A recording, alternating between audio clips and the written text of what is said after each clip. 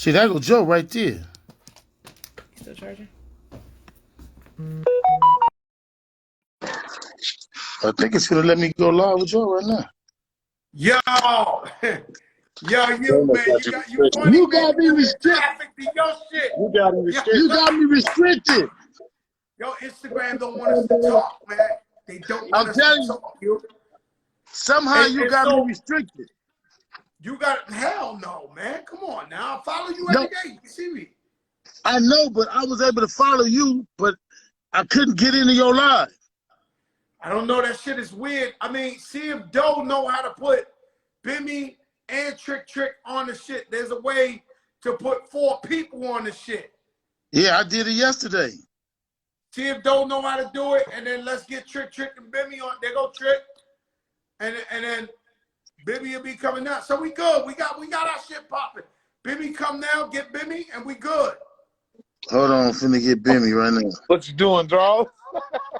Bimmy got a They couldn't stop us, man. When you got a hustler's ambition, motherfucker find a way to form vulture no matter what. That's right. I love it. Oh, Yo, stop. Breon, you definitely told me. Breon told me, yo, you was on live over there. Are we good? We good money. Damn. What's going on here? What's up? Yo, first of all, everywhere I look, I see you guys on interviews, Drink Champs, Breakfast Club, this. You are all the guys who would never do an interview. Did you ever think this day would come that you guys are doing interviews? And it's almost like y'all celebrities right now. right. Oh, hey, Joe, I only went because Big U said, hey, bro, we doing a documentary. And then when Joe called me and say you getting on with Fat Joe, that's like, hey, that's what we doing today, goddamn. Other than that, I'd be like, fuck them interviews. Bim is the best at the interviews, man. Bim is the best. Yo, let me ask you a question, right? Yo, you left me last night. We're gonna talk about that. Yo. So you executive produced this. You brought everybody together, right? And what was your theory of, because you all tough guys from different regions, and what was your theory of bringing everybody together? What was it? Was it a story that wasn't told that needed to be told? Like, how did you come up with this concept? Man, to be honest with you, Jimmy Chris, right? Jimmy Chris from Compton. Jimmy Chris from Compton, he a Compton pyro, he a partner of mine. He came to me with an idea. And it was around about the time, about 4 years ago, when those Love and Hip Hop, those Mary Ambassador, all that stuff was kind of starting to hit. And we was talking about doing a show. And he kept telling me, I got an idea, and he brought it to me. We shot a pilot for it 4 years ago. It was going to be about managers. It was going to be about bodyguards and shit like that. And so I wanted to change it a little bit. And then he had assembled, man, one of the best teams in the industry. When he came back to me, he had a guy by the name of Malcolm Spillman.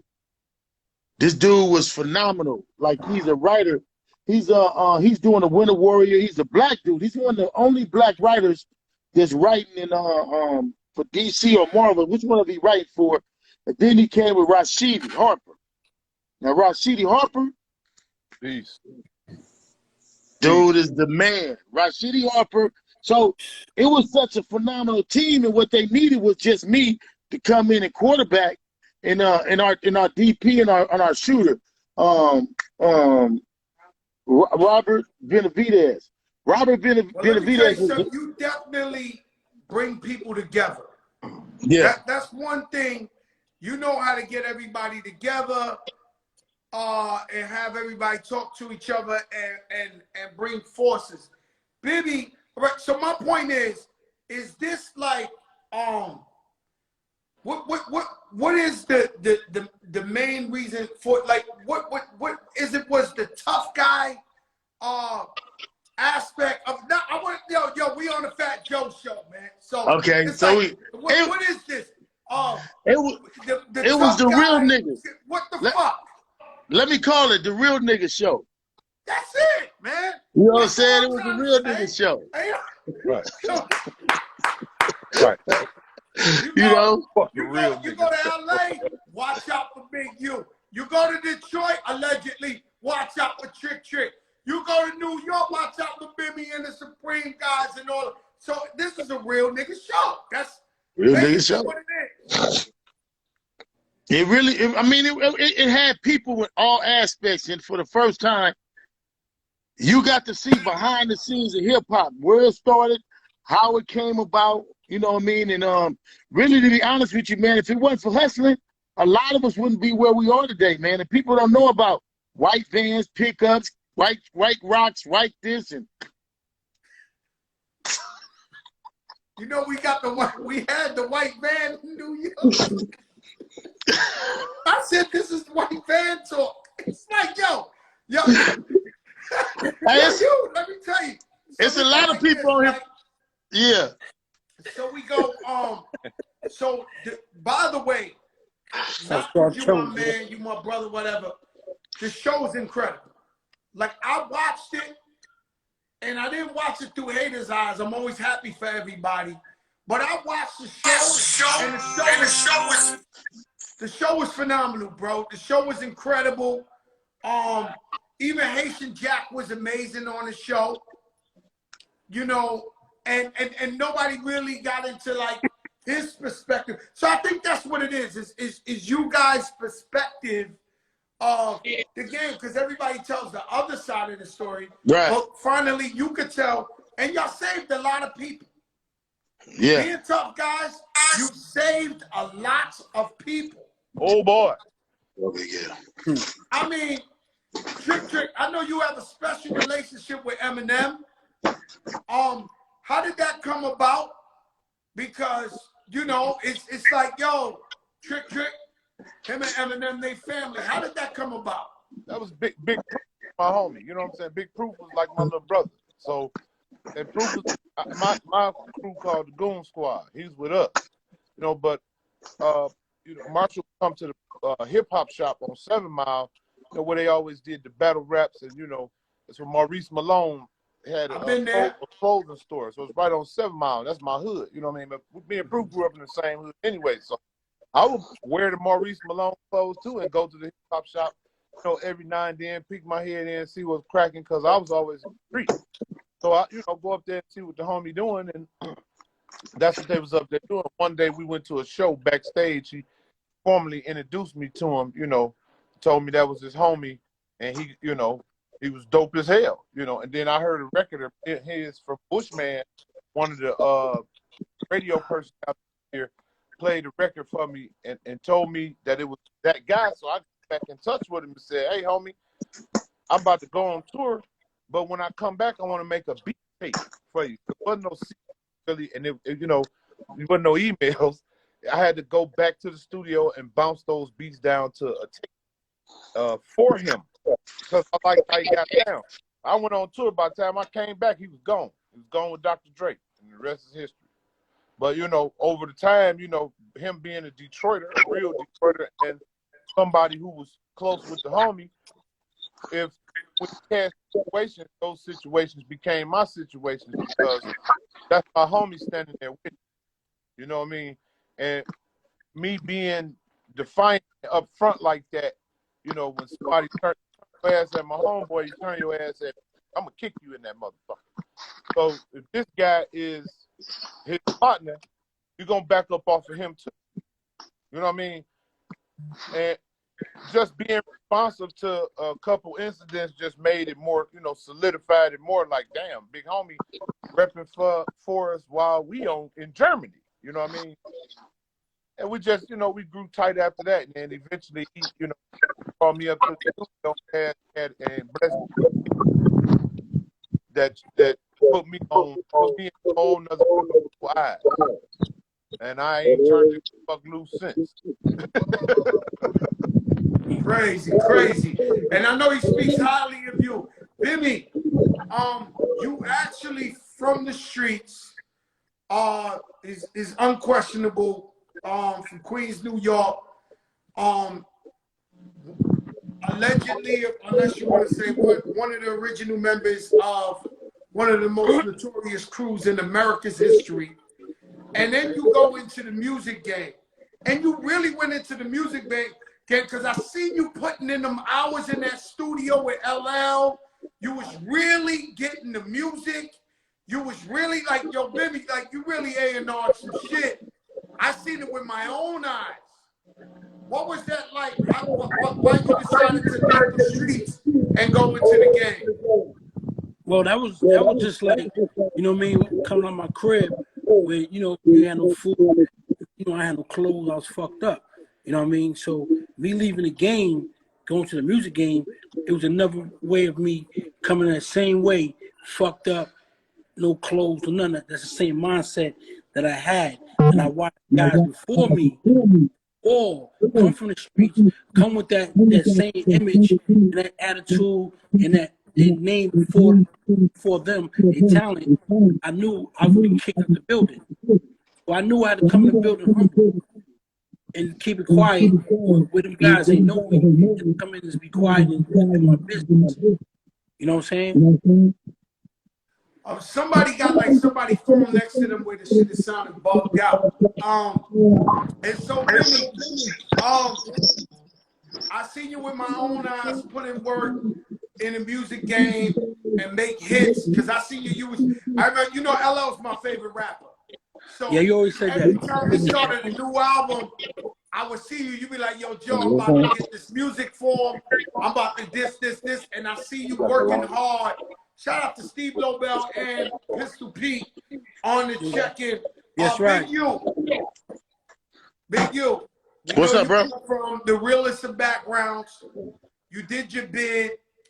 I remember the first time I met you was in Vegas, out of all places. And you came home, and it was like, yo, this Big U. And I was like, yo, Big U, what's up? And would it be safe to say you discovered Nipsey Hussle? Yeah, definitely. It was my that's my little homeboy, my love. Yep. And so was it Nipsey that made you decide to get into the music game? Because I met Nipsey Hussle through Big U. Yeah. Well, we was moving at that time. DJ Khaled, me, him. We was moving. That's how when I brought him to New York to meet you. He met you, Khaled, and all that. But no, I had already been in music. I had been in music in 1988. 1988, 89, I had an artist by the name of Papa LQ, Laquan. And so before I did my time, I had met Corrupt, Laquan. I was doing business with Corrupt. So when I paroled in 2004, after doing the 13 years, I started back managing Corrupt. And then I started doing deals just throughout the industry. I did the game deal. I was just doing all kind of artists. And then so after Suge's situation and with the Death Row situation, I went to go find my own artists. And that's when I found Nipsey. And from Nipsey, I brought Steve on. Because Steve, at the time, was in a relationship with my wife's little cousin. So that's how I know Steve. And so I called Steve, yeah. Well, you know, Steve introduced me to my wife. Well, yep. Well, she grew up with him in his block. He always tell me that. My wife. That's what's up. He always tell me that. That's fucking crazy. And then, you know what, Steve, he moved to LA, right? And when I come in LA, I move quiet. I don't come around nobody. He always bring the gangs to my room.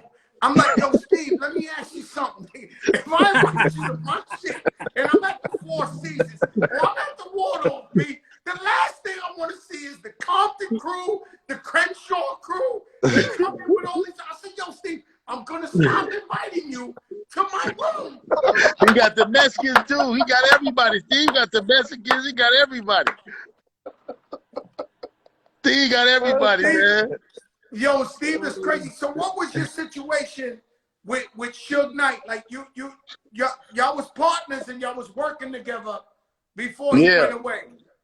Suge was basically like, you know, my crutch, man. When I first came home, Suge picked me up and really just kind of like took care of me, guided me the whole time when I came home. Like I got out actually before him 5-6 months, and so we was moving. I was moving with Suge, watching Suge, learning the actual application of the business.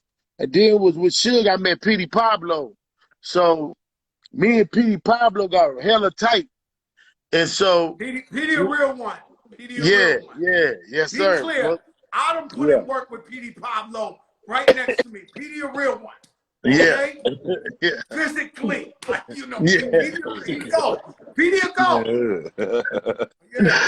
Yeah, man. So and like I said, man, I met a lot of people with Suge. And then I got a lot of backlash because of Suge, but it was more good than it was bad. You know what I mean? But it was just time for me to move on and do other things. Yeah, I mean, obviously, and your relationship, you know, your relationship with Nipsey, I met Nipsey Hussle through you. I mean, if I tell you behind the camera, I tell you in front of the camera, I tell you in front of anywhere. That's where I met Nipsey Hussle, and so your brother passes away, right?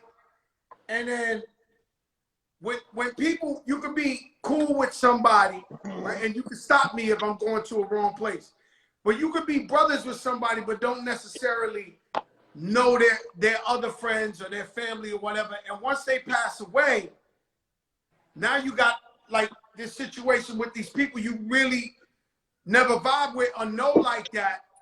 And then that's where, you know, rumors happen, shit start, and then you start feeling weird because while the brother's here, all you ever do is love them and support them and want to see them win. It happened to me with Big Pun. I didn't know that. You ain't the only person.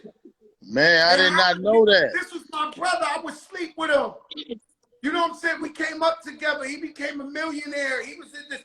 And then when he passed away, I got to start talking and arguing with people. I don't even know these guys like that or their family or stuff like that. And now the public is looking and they all make up their own perceptions. Right. And so when I talk to you, you know, and me and you talk privately, when I told you my story, it gave you some type of, you know, because I've been doing this shit for 20 years with these people. So, I mean, what was that like when we sat down and we talked, you know, just about our Man, let me tell you, it was amazing for me to hear, just to hear that you went through the same thing I was going through it, but I was actually going through it at the time with all these different rumors and fuck shit and all the stuff that was going on. But when I heard you say you went through it, man, it was, I don't want to say it was a relief because you told me it's going to be some months and they relentless, you know what I mean? And it really kind of helped me be able to deal with it, man, because it's just crazy to me how people could be so ignorant and really just want bullshit when it wasn't nothing. You know what I mean? So when I heard your story, and your story was on a magnitude that was far worse than mine, because you had evidently did so much more. And you had no conflict ever. You know what I mean? We had a conflict, but it was 10 years ago. You had none. So when I heard you tell your story and what you went through and what you went through with the family, it was amazing to me to even hear that somebody on your caliber had even went through that. Oh yeah, we still go through it, man. They still try. You know, if you ask me without going into detail, I tell you what I tell people all the time. I'm supposed to have like a statue of me in the Bronx for keeping it so real with my brother, but yet and still, you got people that will always get involved and say they shit. And a lot of people, you know, you be clear of this because I've been going through this. A lot of people talk shit about us just to be relevant and be in some type of conversation. Man, that's the number one thing. That's the only reason they running their fucking mouth. It ain't no just truth. To be relevant, like they like clout chasing or, you know, I don't want to use that because this shit been happening to me before, clout chasing. But I mean, like, every time I see a dude talk some shit about, and I see a guy do it, he don't do an interview about his life or whatever, he do an interview about Fat Joe and what Fat Joe said. And this. I'm like, yo, bro, man, talk about yourself, man. It ain't no fun to talk about these dudes. You know what I mean? It ain't no fun. It ain't no storyline.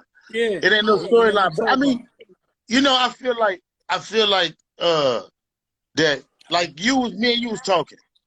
What? It's more, they doing more harm to our family than they really do to us, because we can man up and be like, dog, let me put a face on you so I can get to you. You know what I mean? And discipline you for your wrong, but the shit really hits your family. It hits your family more than it hits you, because we grown as men. You know what I mean? But let me tell you, and even in telling this story, right? Every last one of us has been through something like this, and it hits us differently. You know, when I first started doing this documentary, right? I didn't know Bimmy and Deb was brothers and sisters. Oh yeah, it's crazy. She the real one. Don't disrespect, baby. She the real one. Yeah. Oh man. His sister, she the real one out here. Let me tell you something, bro. This is something that people don't get. We had to take out maybe 20 minutes of Bim's story because the network would not allow us to put in Russell Simmons. Damn. Yeah. Oh, I didn't know that. This might be a joke for a moment. Russell Simmons was all over that documentary, bro. Yeah, Russell Simmons, jewels. Russell Simmons gave us 3 hours. Russell Simmons gave you 3 hours and they wouldn't put him on the documentary. They wouldn't let him be I fought it 3 different times. I won it the first time they brought it to me. They was like, "Nah, we don't want him in." And the second time, then the third time, it was like. But Russell could really break down Bimmy's story on how he got into music when he first gave him the job, the street aspect, the problem that Russ was having in the streets, and he had to go to Bimmy, would have blew the top off of, you know, the East Coast for Bimmy. We couldn't tell that story because, you know, but I mean, they gave us ultimate respect and ultimate support. So I love them for it, but it robs Bimmy. It robbed a lot, and then it robs us of his property, because he's the godfather of hip hop, and we had him. It wasn't that we couldn't get him. We had him. We had him. And we still got him on tape. He on tape. Yeah, you gotta put that. That's for the behind the scenes or the undisclosed on YouTube. That's for or maybe season 2, because if they knew what I knew, they'd be scared of the whole show. But you know, with the show on. Yo, Big U said that. Joe said that. Yo. Hey, I'm still tripping, crack. I'm still tripping. I don't fucking believe it. You know, there was a famous article when I had beef with 50 Cent, where he was on the Source or something. He said he met with like Atlantic Records, and he was like trying to get signed there, and they were like acting like, "Yo, you 50 Cent, you crazy." He was like, "But don't check out Fat Joe. Signed to this record label. Do you know who the fuck you got signed to this label?"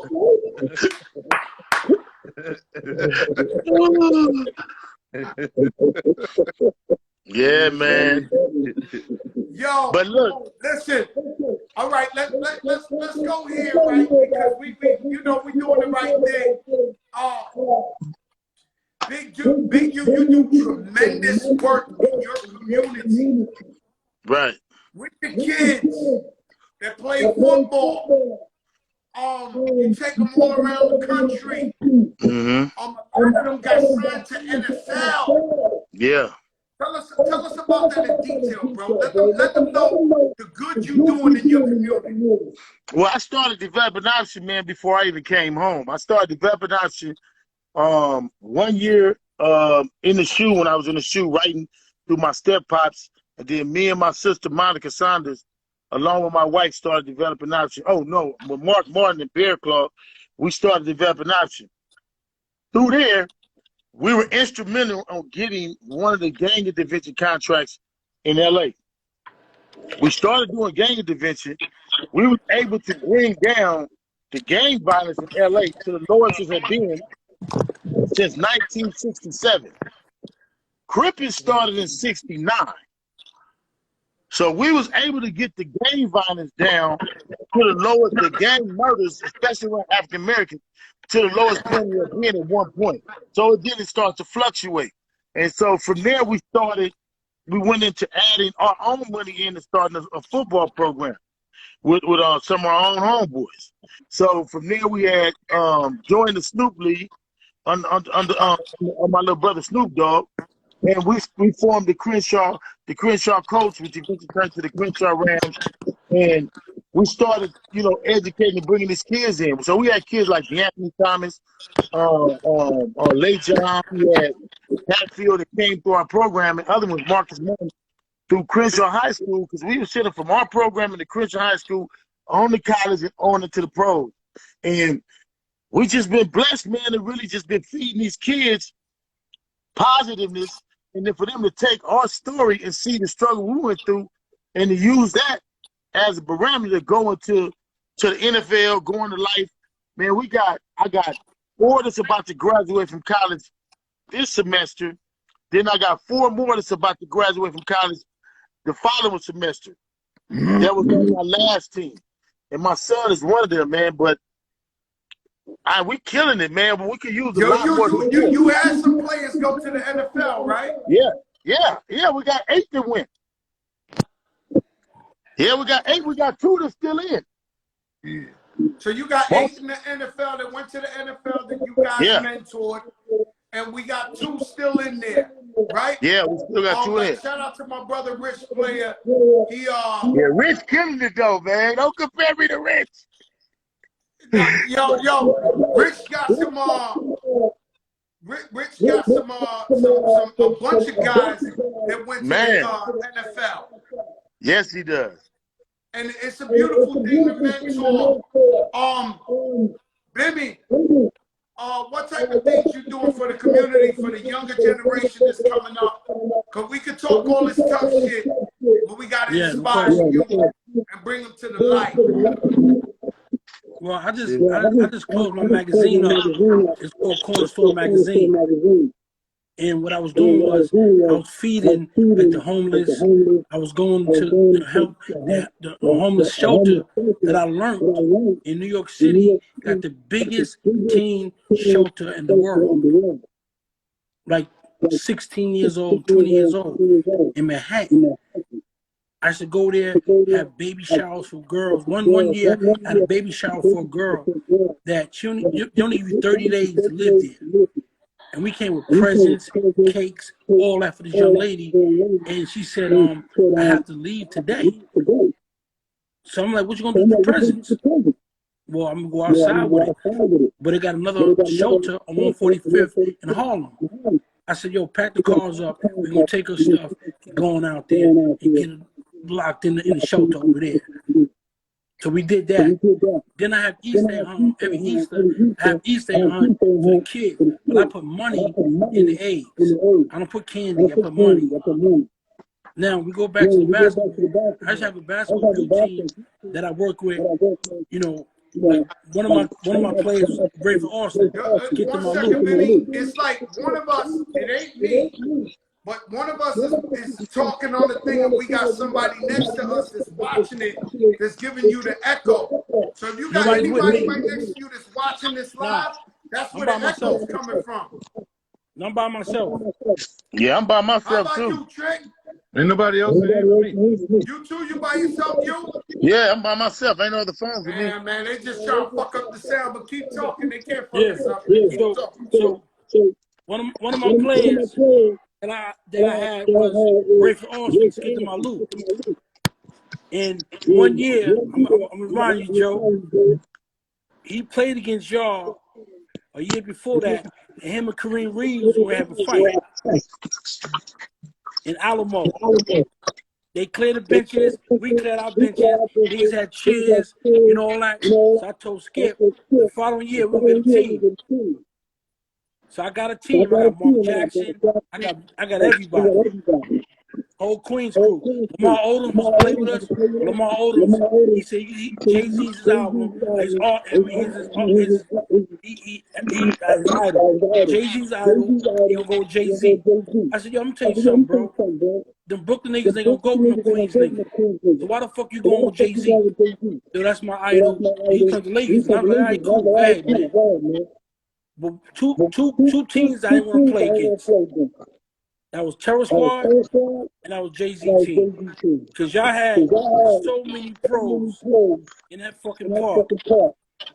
And I had regular, like, not regular, I had Mark Jackson. The dudes you had, we couldn't go against y'all guys. That's being truthful, Bimmy. That's being truthful. Oh, Vic, you had something. I heard Fat Joe had the cheating squad. Man, that nigga. Yo, I'm 99-1. Big U. I'm the biggest coach ever in street basketball. I lost one game. You asked me, they cheated me to one game. I'm like, yo, bro, I kill everything. They ain't a baby to tell you. I'm the living legend out there for coach. You couldn't go against Joe in that park. I ain't want to play against him. I got the street legend. I got 7 chips. Yeah, he went crazy out there. But Joe, what I'm doing now is, you know, I teamed up with one of my coaches, Book. He just came home, you know, Book, Emmanuel. He coaches the Gauchos right now. I'm the coach over there too, but I ain't been in practice in about a month. You know, traveling team. So I give my time up to them, to the youth, you know, with that. That's right. Trick. What's up, bro? The sound is killing me, but listen, Trick. I know. Tell me some of the positive things you're doing in the community. Is it something that somebody volume up too high or something? Check. It's echoes. I don't know. Well, I try to get it without the horrible echo. Right now, I'm building Michelle Sassy School of Entertainment under the direction of the Christian Anthony Foundation, which I founded. The school I built with my own money, didn't ask for no donations, didn't need no government help. And that school is to help young people basically reach their dreams and their goals in the entertainment industry, from live instrumentation, writing, camera, cinematography, podcasting, recording, you name it. Like, and we have a lot of support from a lot of entertainers that's going to donate time, you know, for various classes and courses in this school.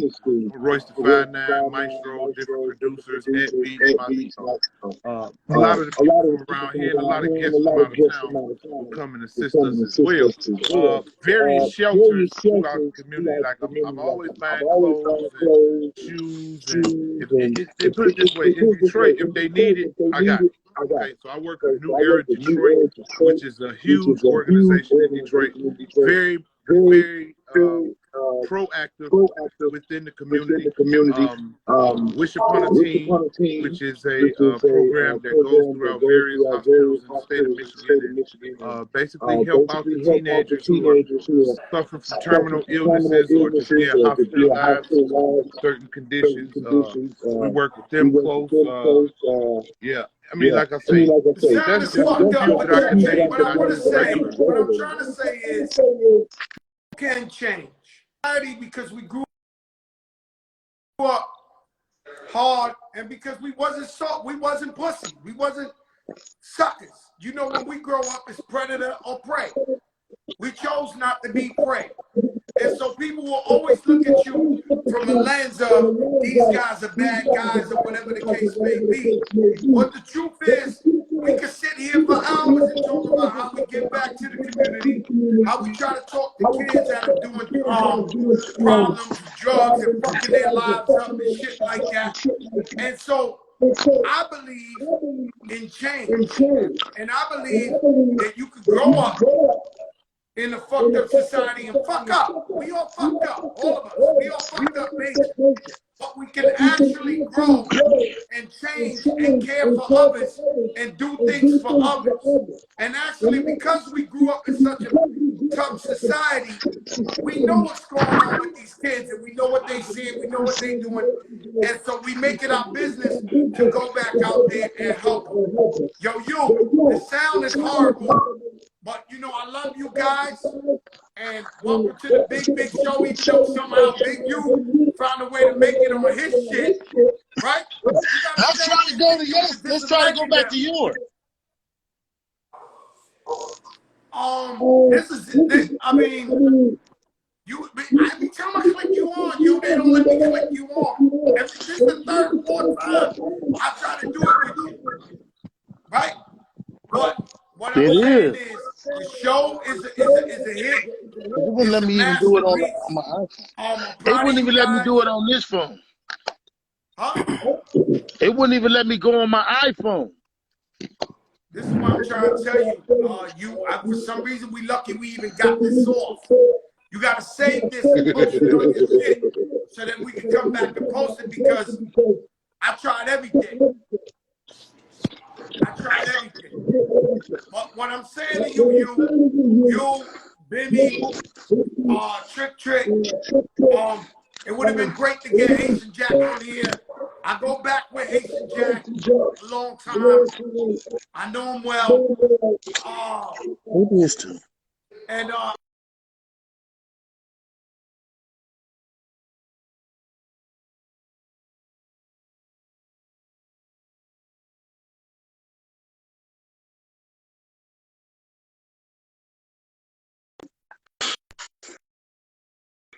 I go up in there and take.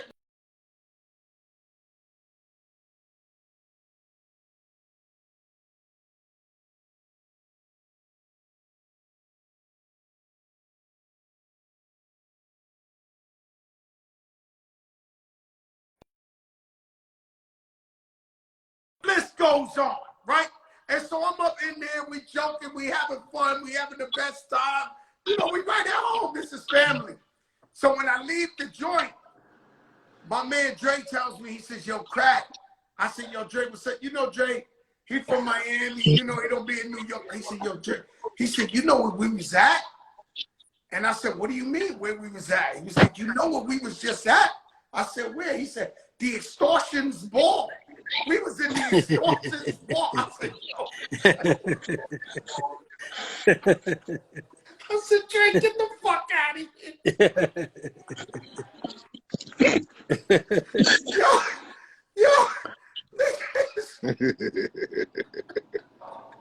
Oh my God. But we know none of us ever did that, and we don't do stuff like that. But, you know, man, those are good old days. I'm glad you guys got an outlet. I'm glad you guys, the show was incredible. I'm not bullshitting you. I'm not lying to y'all. Y'all put together an amazing show. And I look for, is there going to be a season 2? Well, we waiting to see. I mean, EP. there's no the executive producer EP. right there. We trying to see if they gonna give us a season 2. Oh, they giving we y'all might have to walk to somewhere else. We might have to call one of your mans and them. You know what I mean? We might have to call. Nah. Hey, you know what I do, when I sit down with you and everybody, I'll tell y'all what it is. Off jump, I'll tell you what it is.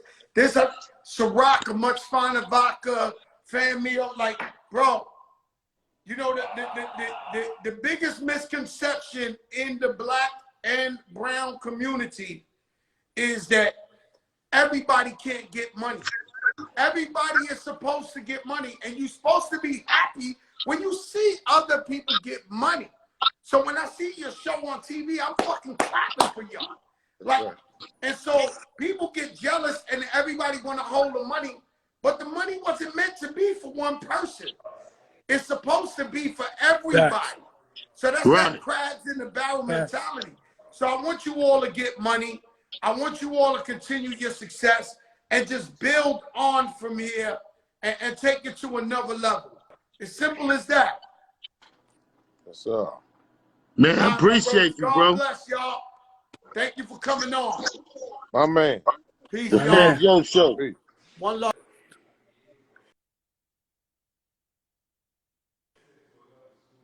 Bim.